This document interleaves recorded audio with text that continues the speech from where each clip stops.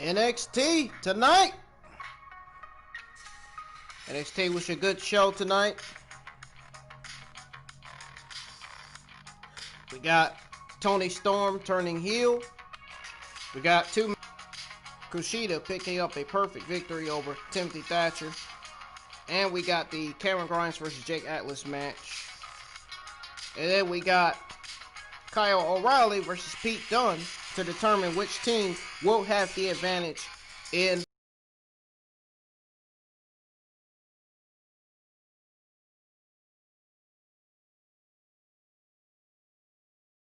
to beat AEW in a viewership, which comes in tomorrow. Your questions will be answered at the end of this review. We're going to go over everything that went down on the show right here on my Ingram Wrestling News YouTube channel. Review. Before we get started, hit that like and subscribe button. Turn on that bell for all notifications.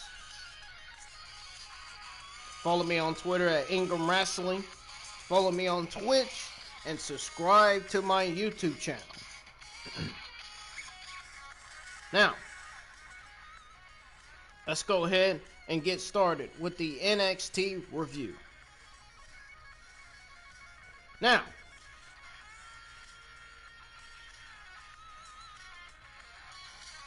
NXT opens up with a recap of Finn Balor's return and Pat McAfee and his crew confirming him.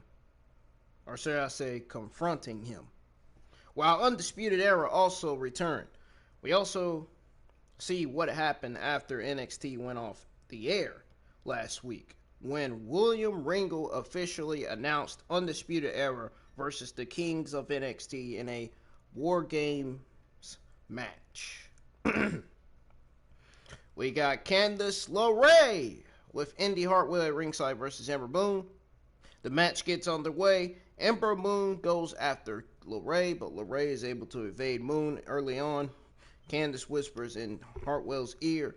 Moon hits her with a drop kick. Moon hits a sidewalk slam on LeRae, but LeRae runs out of the ring.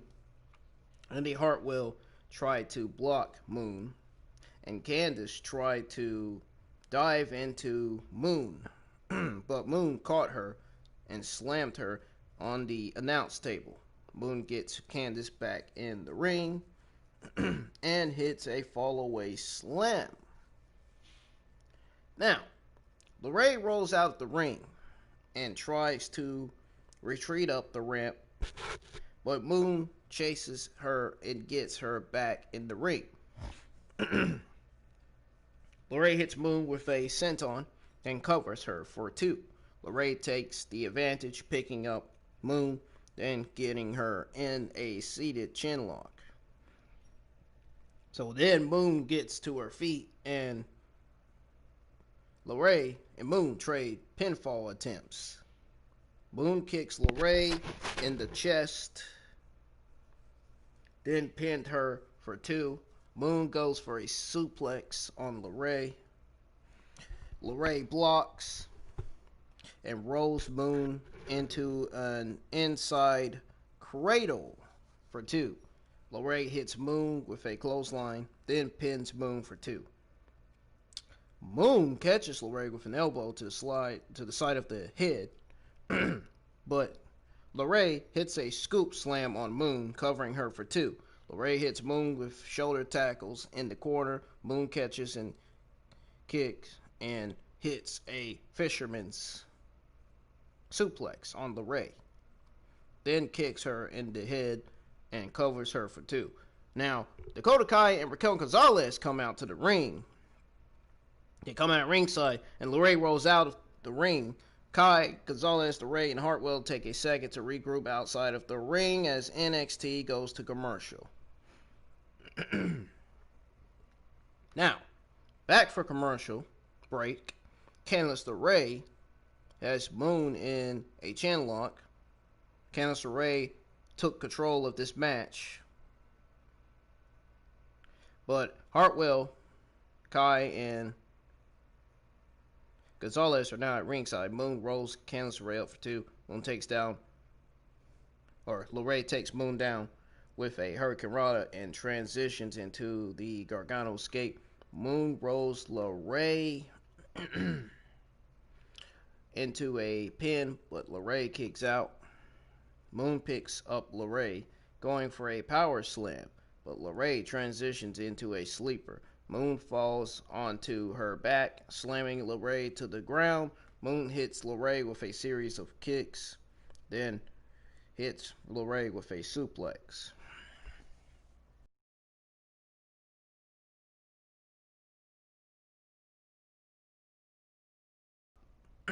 Looking for a escape or eclipse. She's looking for a eclipse. Then Kai Gonzalez get on the rope, distracting the referee. During the distraction, Indi Hartwell takes with a wicked stepsister, then pins her, or actually not Kai, Candice LeRae. Excuse me, I got that mixed up. Candice LeRae hits Moon with a wicked stepsister, then pins her for the win. This was a good win for Candice LeRae, to be honest. It's a really good win for her.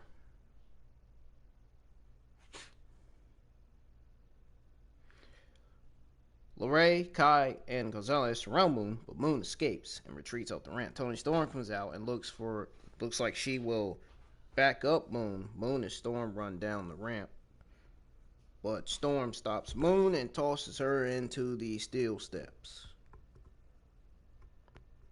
So then Storm tosses Moon in the ring, and LeRae, Gonzalez, and Kai attack her, ending it with Gonzalez hitting Moon with a single arm powerbomb.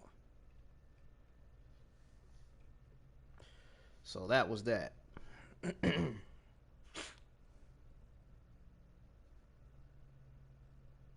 And I'll actually admit, this was actually a good match between Candice LeRae and Ember Moon. This would have been a WrestleMania caliber match, in my opinion, just because of how good it was.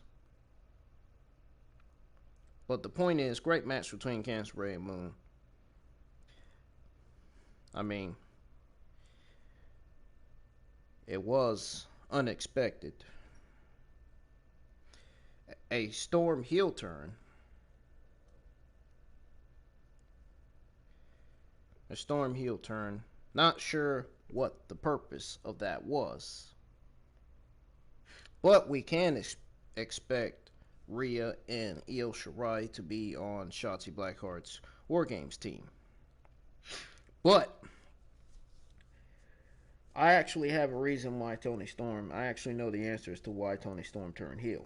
Why she turned heel? I got two possible reasons to why she turned heel. One, this gives her fresh new feuds.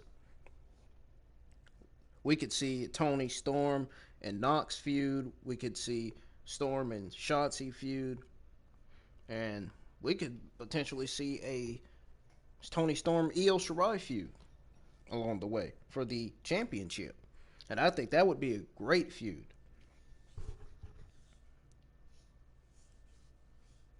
Plus, I think another reason why they turned Toni Storm heel is to start a feud between her and Ember Moon.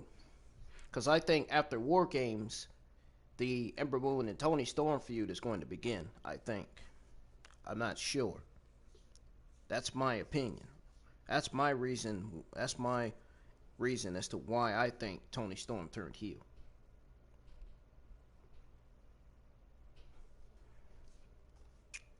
Moving on to the next one, folks. So, Undisputed Era are shown arriving at the arena. They enter the building through a side entrance. We are told that We were told that Undisputed Era are next after a commercial break. Back from commercial, Legado del Fantasma shown in the room celebrating, talking about how they have elevated the NXT Cruiserweight Championship. They have eliminated everyone: Jake Atlas, Ashanti Adonis, and Isaiah Swerve Scott. Wild and Mendoza asks Escobar who is next, and then Escobar mentions a man named Kurt Stalin, which happens to be 205 Live's superstar. He's on the 205 Live Cruiserweight roster. Anyways, Undisputed Era comes down to the ring. One of my favorite factions in the WWE. We see a clip from the Pat McAfee show where McAfee says that he won't be on NXT tonight, but he trusts Pete Dunne to win the ladder match tonight. That doesn't surprise me at all, given how smart McAfee is, because he knows Undisputed Era is going to go for him. That's the first person they're going to go for. All 4 members of Undisputed Era grab a mic. Cole says that they aren't dead. And McAfee is just one more person in a long list of people who have failed in taking down Undisputed Era. Cole says that McAfee isn't there because McAfee is a coward. But he says that he can't wait. That's what he says. He says that he can't wait until he is face to face with McAfee in WarGames. Kyle O'Reilly starts to talk about how much fun they had in beating up McAfee's crew last week. Cole says that they need to focus on tonight, and they are undefeated in WarGames advantage matches. O'Reilly brings up Halloween Havoc and says that he needs to fight Pete Dunne strong, and Fish, and Adam Cole. Or actually, he says he needs to fight Pete Dunne. I'm just kidding. I was just playing with y'all.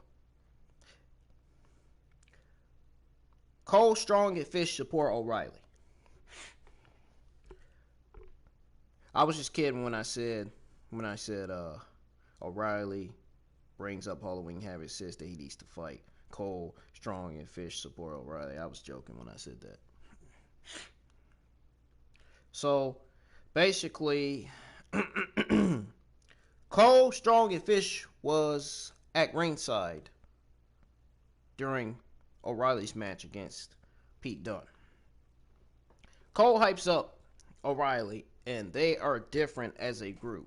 Cole says they have fought for championships and bragging rights, but this time WarGames is about beating up McAfee and his goons, and Undisputed Era will make sure that they are never the same.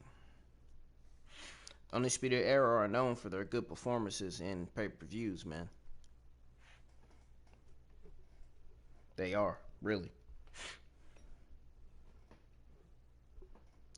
Candice LeRae, Dakota Kai, and Raquel Gonzalez are backstage, and Candice is asked about what happened with Toni Storm backstage.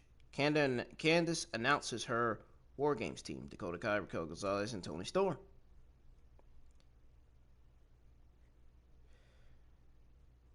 And we got the students of the... Oh, God. Please, WWE, get this off my TV! Thatcher can. They got the students of the Please Get This Off My TV, Thatcher can School of Wrestling are backstage, sitting in front of a TV. Because I don't want to see this on my TV. Get it off my television, please. And they are about to watch Timothy Thatcher take on Kushida after a break. After a commercial break. When we come back from commercial break, we are heading right into the next match. See, it made me repeat myself. Thanks a lot Thanks a lot!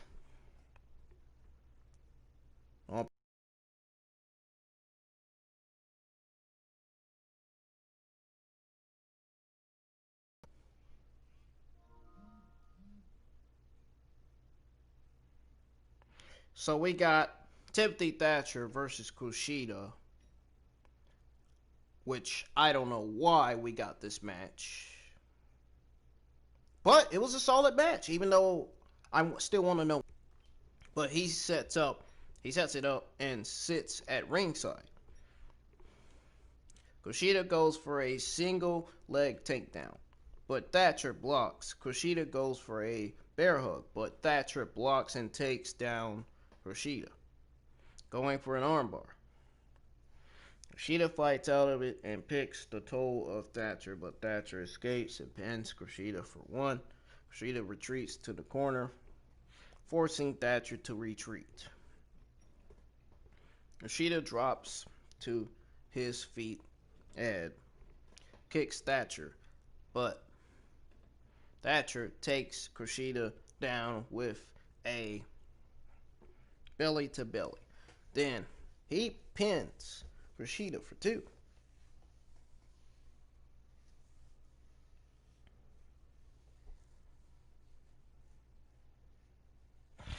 Thatcher gets a heel hook in on Kushida.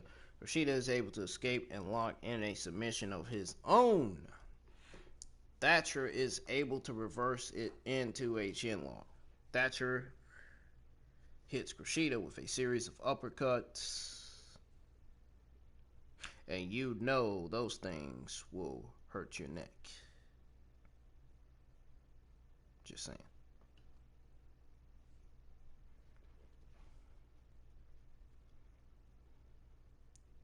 Anyways. He hits a series of uppercuts, then goes for a hip toss. But Kushida reverses into a hip toss of his own, perhaps.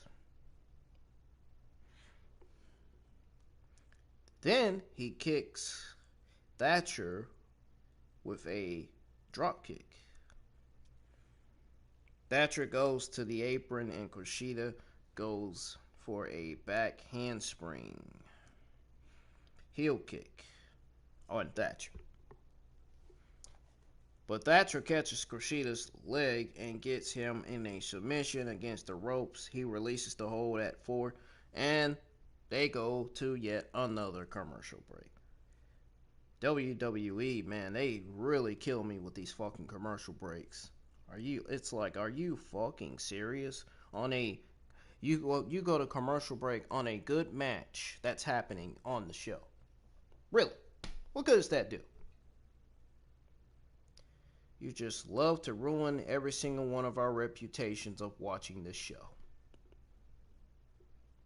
Seriously. Back from commercial, Kushida kicks away at Thatcher. Thatcher hits an uppercut on Kushida, then goes for a butterfly suplex. But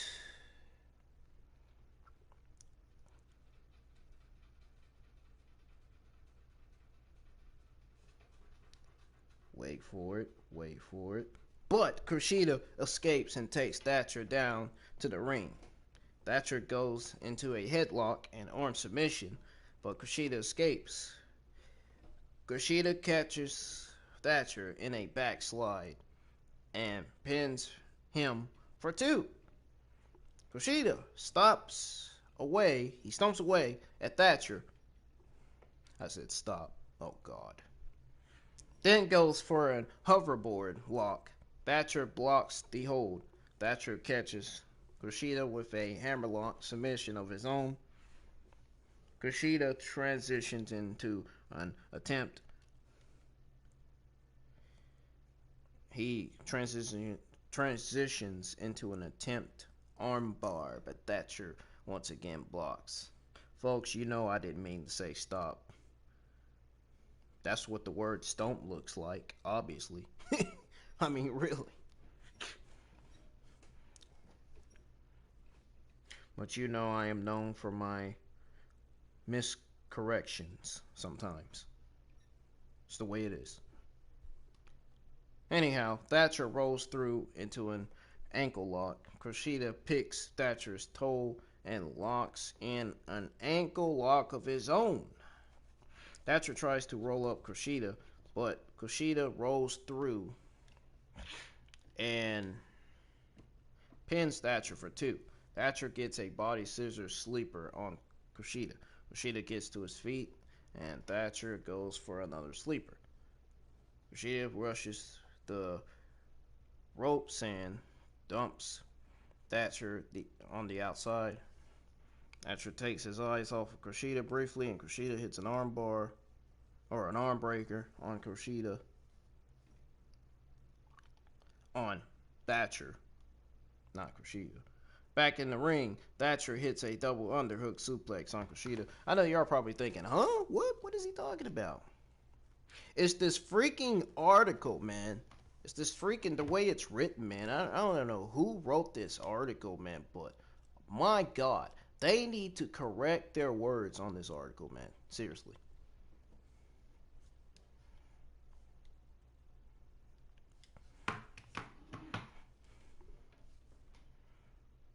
So Kushida is the winner. Ciampa and Kushida stare each other down, and Ciampa looks into the camera saying, maybe he has a problem with me now, referencing Thatcher saying that he has no problem with Ciampa.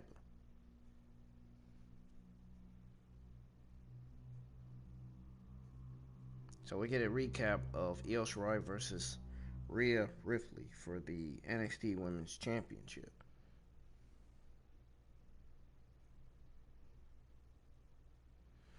Rhea asks herself where she goes from here, and she says, honestly, I don't know. Beth Phoenix tells us that Rhea Ripley will be live later to address her future in NXT. Also, there would be a special edition of the KO show with special guest North American champion Leon Ruff, and that was up after a commercial break. Pete Dunne, Arnie Larkin, and Danny Burch were backstage. Pete Dunne was asked how he feels about facing Kyle O'Reilly and Dunne. Dunne says that he is going to break Undisputed Era's streak of undefeated WarGames advantage.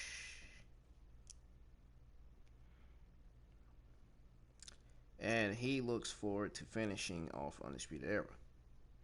Meaning he looks forward to the match with Undisputed Era, looks forward to winning it with his pals. Kevin Owens has his KO show setting up in the ring.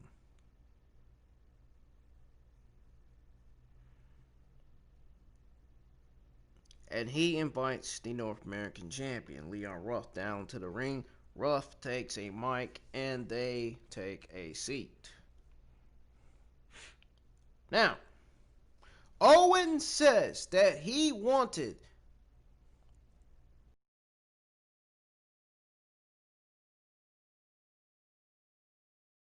to spread his message and tell his story. At least that's what he says anyway. I mean, let's be honest, Kevin Owens was the one that wanted him on the show, so he's on there. I know what some of these geeks on Twitter are saying about this. See anything wrong with Kevin Owens being on the KO show? I mean, he's had a KO show on NXT before. I mean, why not have a KO show again on NXT?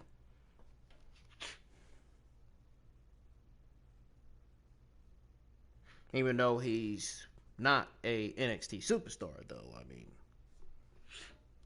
just thought I'd throw that out there. Ruff says that he has always wanted to be a WWE superstar, and KO asked them to put up the video of Ruff becoming champion. We see the momentum where Ruff put the title on and the belt slipped down to his feet. Because he's too freaking skinny.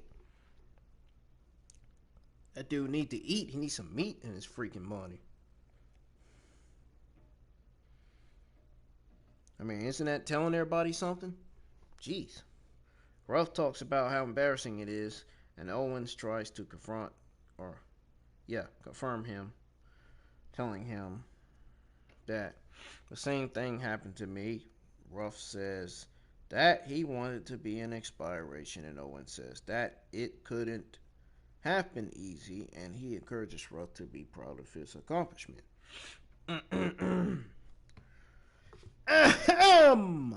KO encourages Ruff to have more in conviction because other NXT superstars might try to take advantage of Ruff's weakness. He says that he became NXT North American champion and is really proud of his accomplishment. He says that he beat Johnny Gargano twice, and Owens predicts that Johnny Gargano will come down to the ring. You know what this reminds me of, folks? This reminds me of the James Ellsworth and AJ Styles feud back on SmackDown years ago. This is what this reminds me of, man. Oh my God, it reminds me so much of that. It's a shame how so many things have changed over the years. Really is.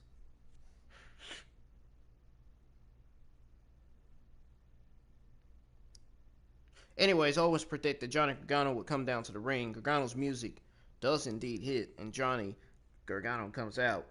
Gargano takes issue with Ruff, saying that he beat Gargano.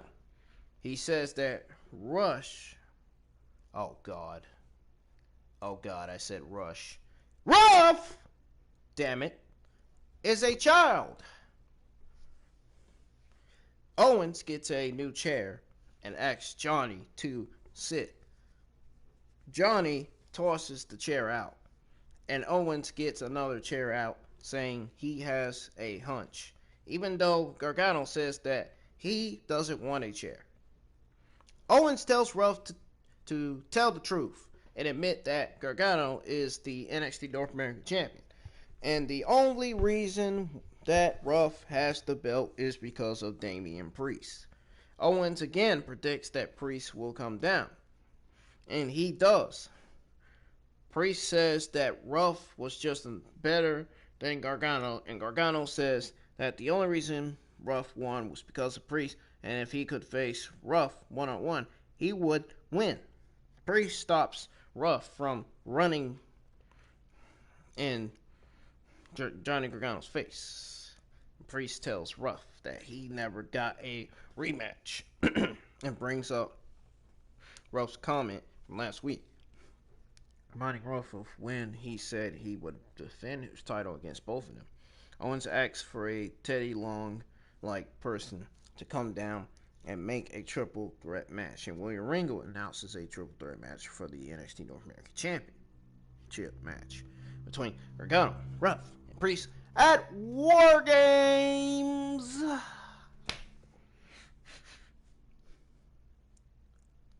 Hope I said it in an entertaining way, which I probably didn't.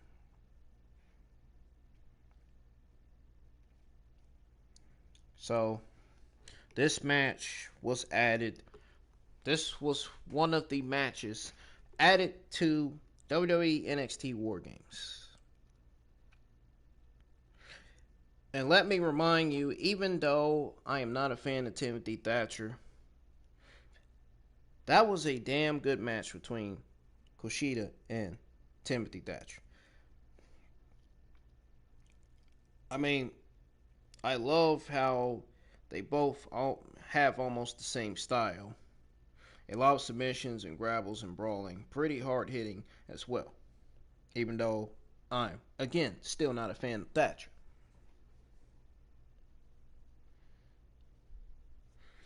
But the KO show, man, my thoughts and reaction to this, man. The KO show segment was fucking hilarious, man. Wow. Honestly, I'm all for this triple threat match at WarGames. Last week, I said this last week. Not a lot of people knew who Ruff really was or what he can do. So as long as you continue to let him show what he can do, it's going to be great for him. Even Justin has said this on YouTube as well. Or Twitter. Excuse me, not Twitter. Not Twitter. Not Twitter. Not Twitter. Not Twitter. Not Twitter. Not Twitter. Not Twitter. Not Twitter. I'm just joking. But seriously, Justin has said this on Twitter as well, man. He clearly specified this, man. And I absolutely agree, which is why I am mentioning this. This is going to be one hell of a good triple threat match, man.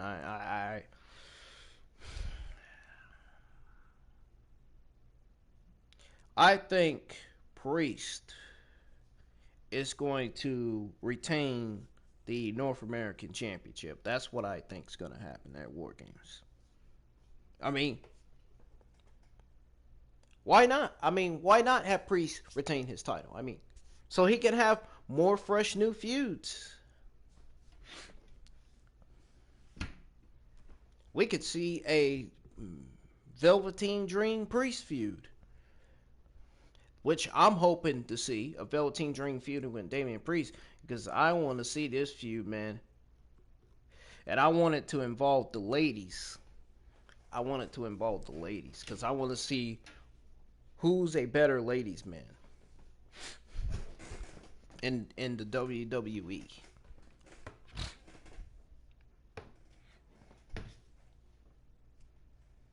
You know, when Priest won the North American Champion, he was in the pool with two ladies. He had two ladies, one on the left, one on the right side. He was having a good time. Triple H gave him what he wanted. But anyhow, this is going to be a good triple threat match, man. But KO show, hilarious, man. And yeah. So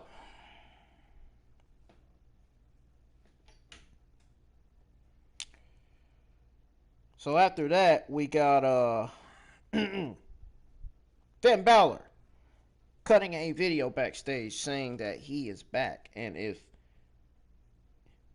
advises the competitors in WarGame, don't play checkers on my chest board.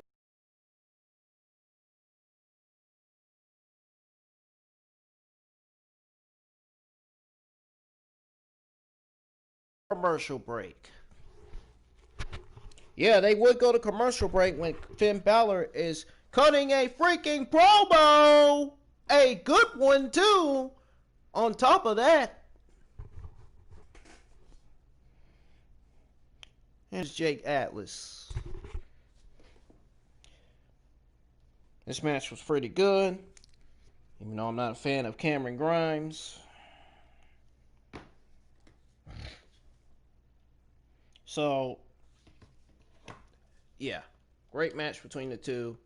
I love what Jake Atlas can actually do in the ring, man. His signatures and his finishers are pretty good, man. If you don't know, to those of you who don't know who Jake Atlas is, I encourage you to look him up. He's a good wrestler. He's the first ever gay wrestler. He's very good at what he does in the ring, and it shows. It's definitely showing. I think he is definitely going to be a future Cruiserweight champion in the Cruiserweight division on 205 Live. I think he's also going to be Cruiserweight champion on NXT as well.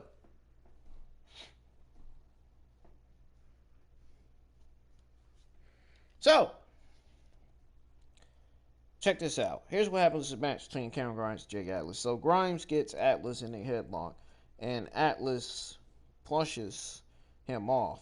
Grimes takes Atlas down with a shoulder tackle, but Atlas hits a hip toss on Grimes. Grimes hits a German suplex on Atlas, pinning him for 2. Grimes hits a running knee on Atlas, then kicks away at him in the corner. The referee forces a break in the corner. Grimes whips Atlas in the corner, and Atlas stops himself. Then they trade blows, and Atlas rolls Grimes up for 2. Atlas hits Grimes with a German suplex and a forearm to the face, pinning Grimes for 2. Grimes gets to his feet and hits a leaping forearm on Atlas. Grimes and Atlas run the ropes, and Grimes hits his Spanish fly slam. Man, that's one of that is one of his best moves ever, man. Jake Atlas, one of his greatest moves. Then they cave in on Atlas, pinning him for 3. Not only is it one of Jake Atlas's greatest moves, it's one of Cameron Grimes' greatest moves too. Jake Atlas can actually do the same move. He can actually do that too. There is plenty of talent on that roster that can do a Spanish fly. Matter of fact, change that one. There's a whole lot of talent on that roster that can do that move. I've seen that move so many times, bro, it's not even funny. Seriously.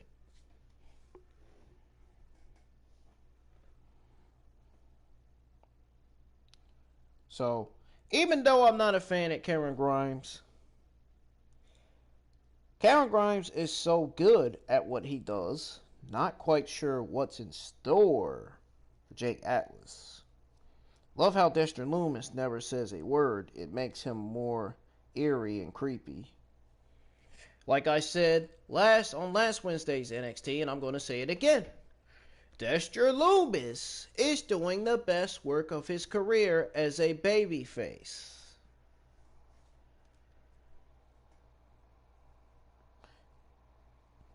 Lumis and Grimes in a strap match. That's another match that's the second match that was added to WWE NXT WarGames. So the card should be full now. I don't think there's one more match that's going to be added. So I think we're going to be looking to see 5 matches for that pay-per-view. But I guess it should be somewhat interesting. I don't know. We'll have to see, though. We'll have to see how it goes. Hopefully it doesn't be nothing terrible. You know what I mean?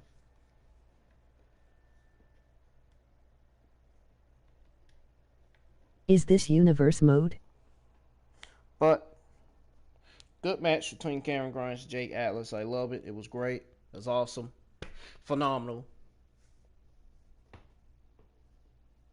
Your normal typical TV match that you would have on a Wednesday night, so to speak. Anyway. So, during Cameron Grimes' celebration, Dexter Lumis appears behind Grimes on the apron. Grimes runs out of the ring, and Lumis gets in the ring with something in his hand. He starts a video that shows Grimes' most humiliating moments from the Haunted House of Terrors match. Grimes starts to walk back towards the ring, and Lumis reveals the item in his hand, a strap for a strap match.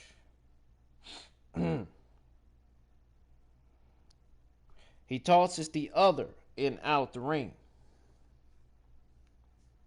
Grimes seems to reject the offer of a strap match between the two. So, this brings to Rhea Ripley being shown backstage, walking towards the ring, getting ready to address the NXT universe. And we are told that she is up after a commercial break. 4th commercial break in a row. You should at least have 3 or 2. You shouldn't have 4. That's too many. Come on, man. Are you fucking serious with this WWE?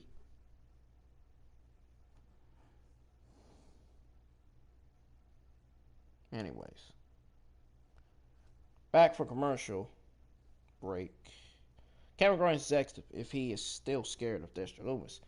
Cameron Grimes says no. Obviously he is. William Regal approaches him, telling him that Grimes will face Lumis in a strap match at WarGames. Reilly is in the ring. She puts Io over, saying that Io is one of the toughest women that she has ever stepped into the ring with.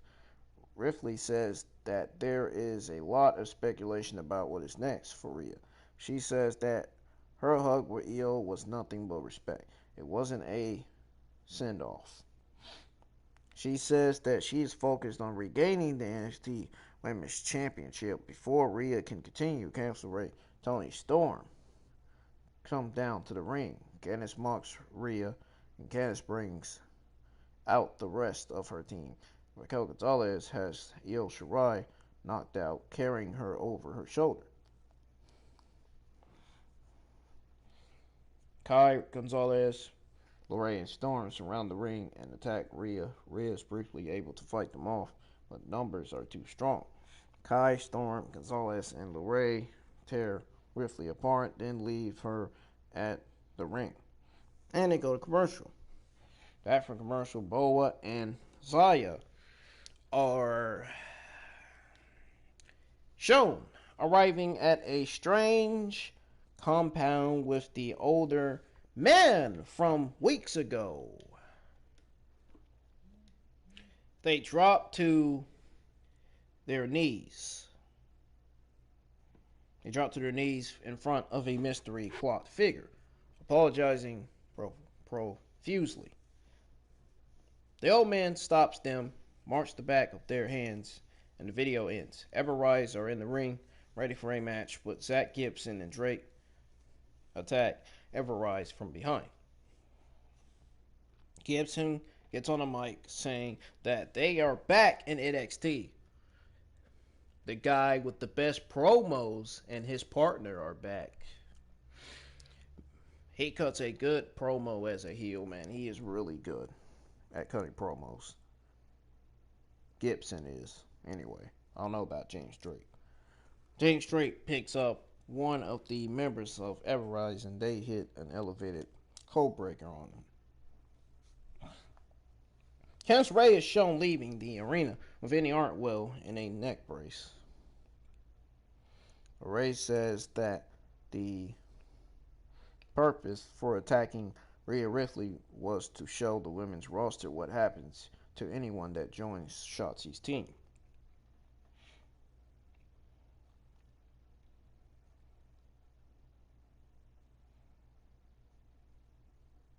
So, Johnny Gargano tells Candice that he pulled the car around and Indi Hartwell, Candice, and Johnny Gargano joined another mystery figure in a ghost mask. Now I wonder, now the question is, who could that person be in a ghost face mask? It's not Indi Hartwell. Maybe it's another debut of a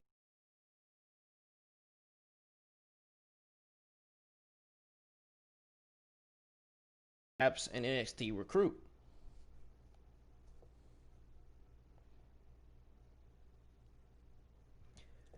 Which I'm thinking the person in that ghost face mask is probably rumored to be Tegan Nox. That it would be any of the other women on that roster that's in that mask, other than Tegan Nox. Could we be seeing the return of Tegan Nox after WarGames?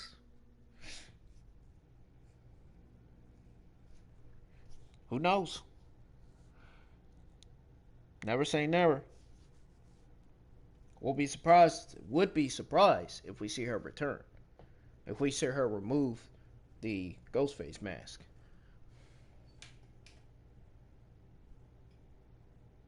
After months and months and months of being injured, man, this could lead to Tegan Nox coming back and turning heel, man. Tegan Nox could be turning heel, seriously. I think Tegan Nox is going to come back and turn heel. But when are we ever going to have some new baby faces in the NXT Women's Division? I mean, we don't have much baby faces in the division. What's going on? I mean, why are they turning all these female superstars heel all of a sudden? I know why they're turning Toni Storm heel. I just explained why they're turning her heel. But, you know, if they turn Tegan Nox heel, why would they want to turn her heel? Why? Because she's been injured for so many times that she hasn't been pushed because of her injury? I mean, that probably would explain. That probably would explain it right there.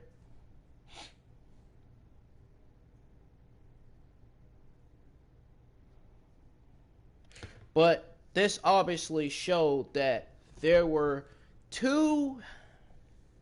had been two masked figures helping the Garganos. So maybe I'm thinking that person in the ghost face mask is a male figure.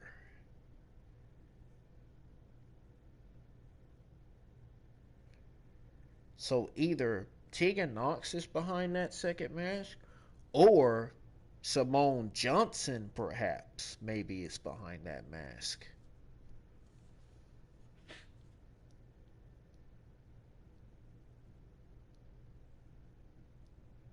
I wonder who the hell that person is behind that mask. I really do.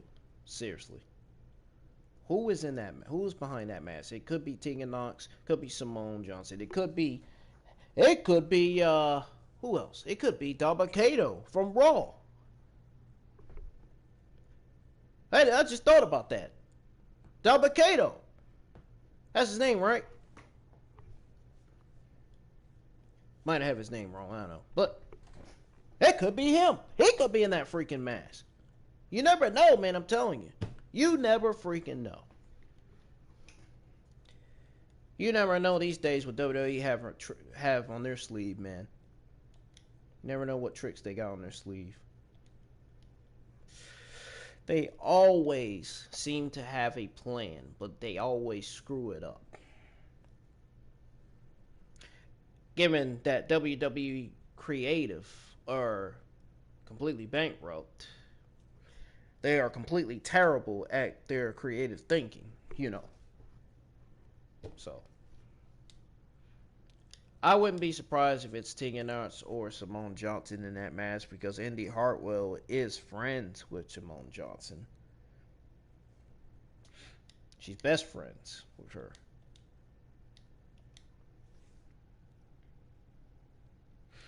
So we got Kyle O'Reilly versus Pete Dunne to determine which team will have advantage in WarGames. Let me remind you, this was the main event of NXT.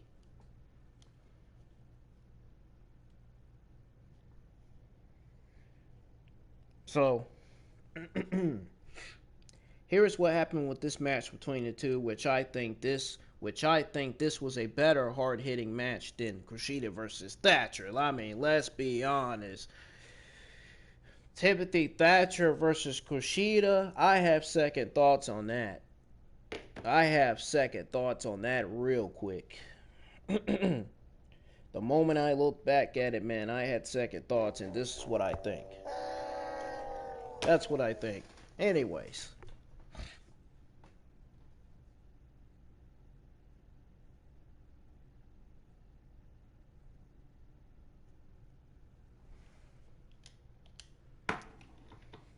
So here's what happened with this match between Pete Dunne and Kyle O'Reilly.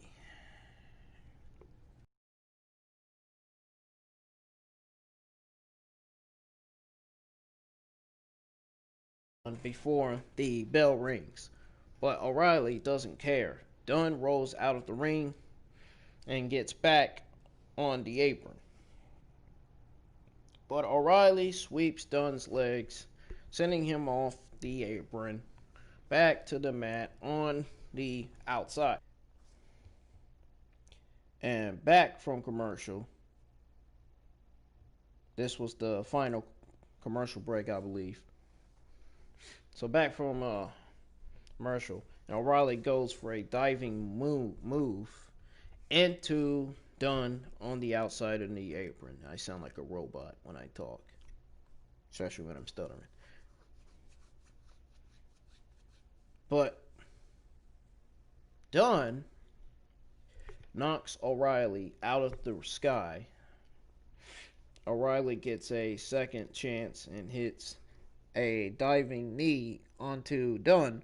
O'Reilly puts a ladder out of the ring, and Dunne stomps on O'Reilly. And on the ladder, Dunne sets up the ladder across the ring and barricade, but O'Reilly picks Dunne's leg and slingshots Dunne in the plexiglass around the ring. O'Reilly sets up a ladder and goes for... Well, he sets up the ladder and climbs on the ladder. But Dunne knows the ladder over sending Kyle crashing to the mat. He knocked the ladder over, sending Kyle crashing to the mat. Dunne sets up a ladder in the ring and uses it to his advantage, bending O'Reilly's arm around the leg on the ladder. Dunne starts climbing the ladder, and O'Reilly hits a dragon screw on Dunne on the ladder. O'Reilly keeps Dunne's leg and knocks in a knee bar around the ladder.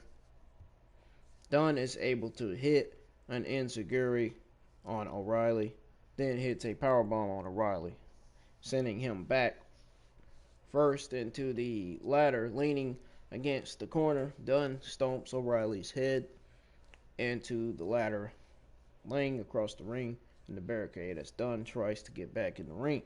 O'Reilly hits a dragon screw on Dunne, again catching his leg in the rope. Dunne and O'Reilly trade blows with Dunne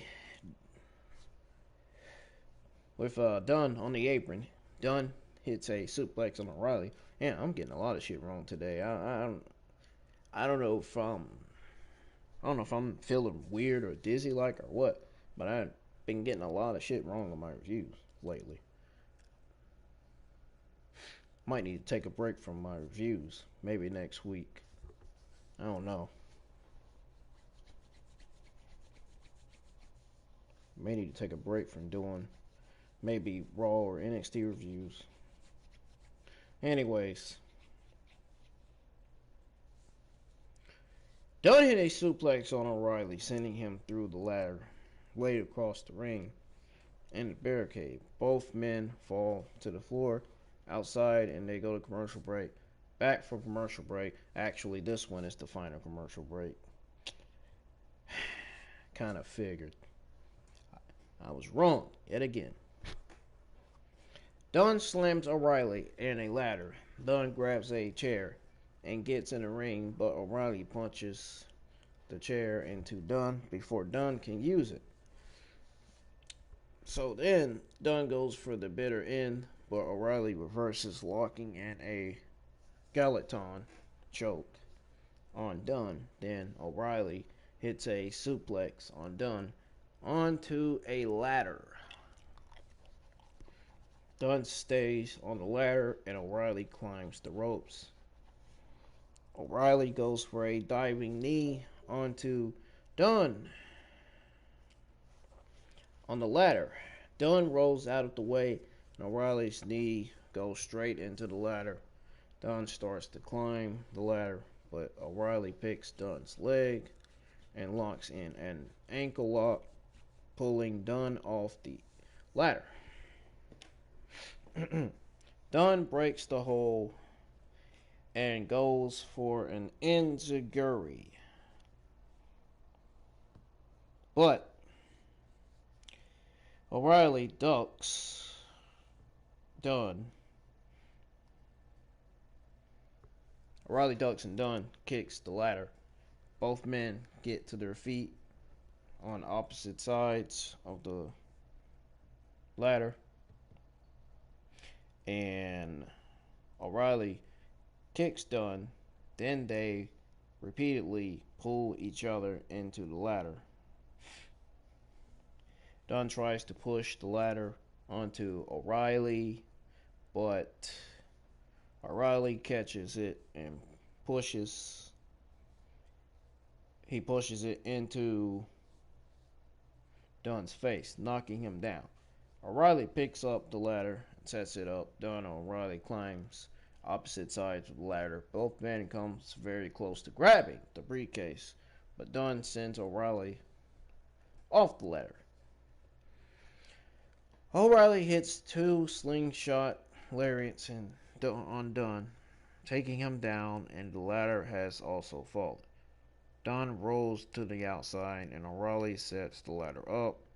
In the middle of the ring, O'Reilly starts to climb, but Dunne attacked O'Reilly's injured knee with the ladder, then hits him in the back. Dunne picks up O'Reilly on the outside, then dumps him over the barricade. Dunne starts to climb the ladder, but O'Reilly dumps the ladder over, sending Pete Dunne crashing into the ladder, but set up in the corner.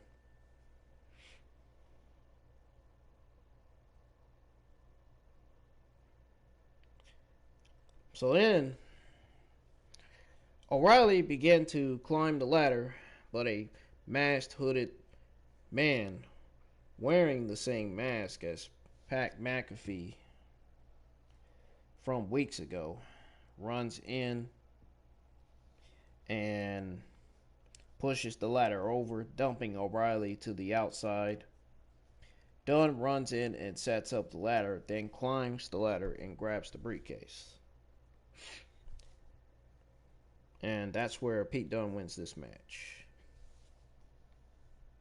The rest of Undisputed Era are outraged at ringside with Kyle O'Reilly as Dunne.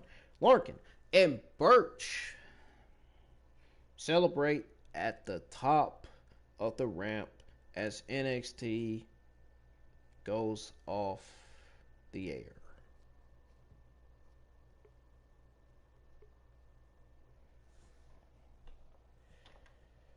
This was a hard-hitting match between the two, as expected.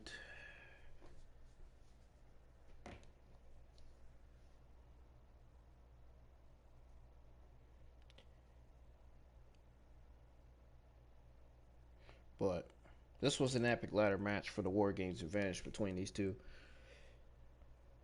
Please don't let this be the only time these two men face off one-on-one, because they beat the shit out of each other. WWE.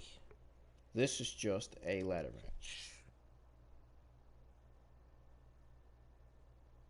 But I'm very interested to see what comes out of Xia Li and Boa story. Most of all. That's the main thing. Because it has so far been absolutely great, like I expected it to be. I did do a video on what's going on with Boa and Xia Li. I gave you my opinion, my answers as to what's going on with the two. I might be wrong, I might be right. We'll find out though. Question is, could we be seeing a Xia Karen Q feud, or could we be seeing a Xia Li and Miku Sanomura feud on NXT? Or could we be seeing Xia Li, or could after that, or after those feuds maybe, could we be seeing Xia Li feuding with Io Shirai for the championship? That would be a good feud too. I had questioned that on that video that I did. That specific Ing Wrestling News video I did.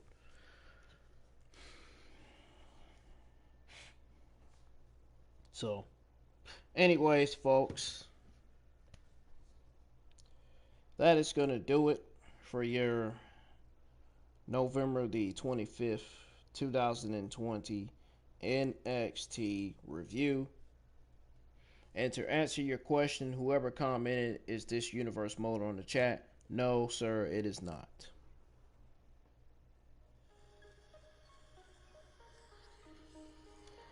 Now, to answer your all's question as to whether this was enough to defeat AEW in the viewership and ratings. Was this enough to defeat AEW in the viewership, which will come in tomorrow? My answer is no. I mean, let's be honest. Kevin Owens on commentary and Toni Storm turning heel is all just to generate interest in the viewership and ratings. WWE, how stupid do you think I look? Bruce! You didn't think I had that one figured out, did ya? Yeah. I ain't dumb. Told you, I'm smart, I ain't dumb. I'm not stupid. I'm not a coward. Like some of these geeks in the fucking community. Some of them, anyway. Not all of them. Some of them.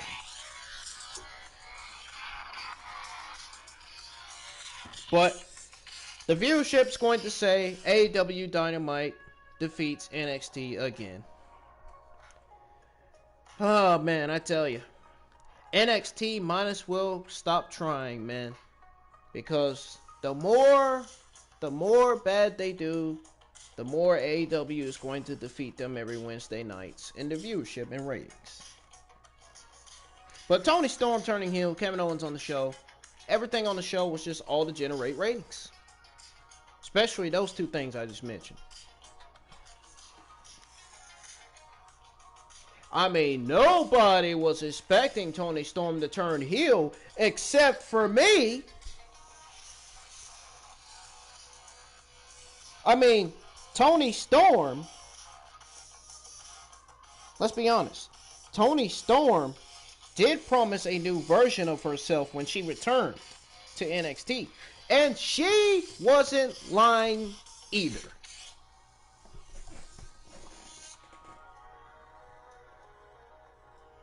So, folks, I'm getting out of here. If you enjoyed my review, hit that thumbs up. If you didn't, hit that thumbs down.